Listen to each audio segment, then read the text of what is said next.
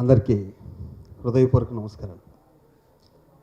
సురేష్, ఇందాక సినిమా ఇండస్ట్రీలో ఉన్న అతిరాజ మహారాజులందరూ సురేష్ గురించి చెప్తుంటే ఇతను ఎంత అదృష్టవంతుడు అనుకున్నాక కానీ దాని వెనకాల ఎంత కష్టం ఉందో.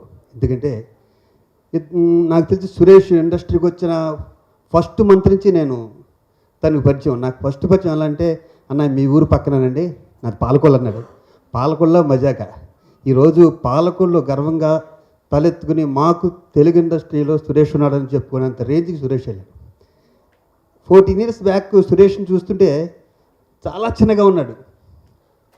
ఇప్పుడు చిన్నగానే ఉంటాడు, కానీ అంత చిన్న వ్యక్తి ఇంత సాధించడం అనేది అసలు ఎంత కష్టమో చెప్పలేం. పైగా మా తమ్ముడు అన్నట్టు ఎప్పుడు సెల్ ఫోన్ను కనిపెట్టిన వాడికి 2 పడి ఉండాలి. ఎప్పుడు 2 సెల్ ఫోన్లు ఉంటాయి.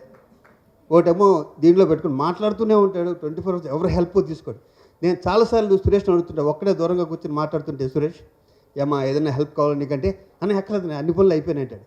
ఒక వ్యక్తి ఇంత అలా చేయటం అనేది ఎవరి వల్ల కాదు. ఎందుకంటే నా ఈ 30 years ఎక్స్పీరియన్స్లో చాలా అవార్డులు చూశాను. 100 కోట్లు ఉన్న వాళ్ళు అవార్డులు పెట్టారు. తర్వాత ఒక 7-8 సంవత్సరాలకి అలా కనుమరుగైపోయినాయి.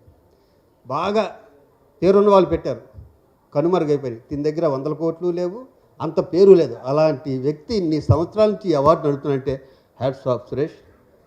సారీ, బేవరం పుట్టాను, మీ ఊళ్ళో పుట్ట ఇంకా గర్వంగా ఉండేది నాకు. Thanks a lot. Thank you all for being here today and showing your support to Santosham Awards and of course Suresh Garu. I'll just start off by saying that the kind of effort that he has put in to